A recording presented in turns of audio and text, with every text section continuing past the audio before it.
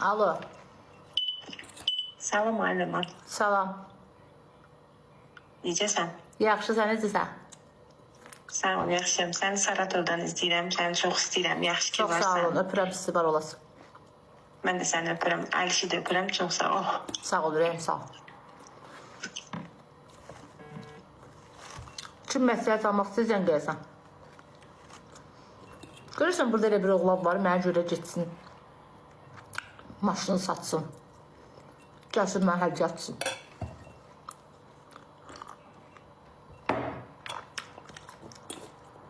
Maşınım var ağ rəngdə.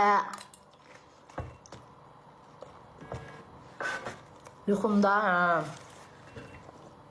Təbii ki, yuxumda, çünki elə loxlar azdır.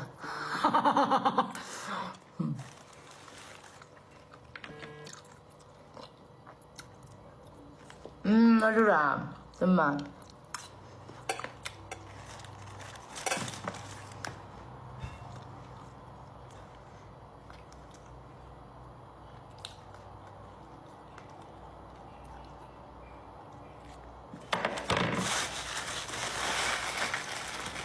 Aman aman, kurşun gibi izler.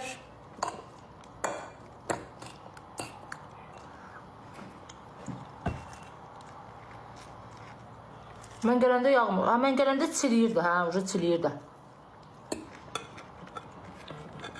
Çok sağ ol, Alişa. Buyurun. Alo. Yığın məsləhət alın bacıdan. Öləm.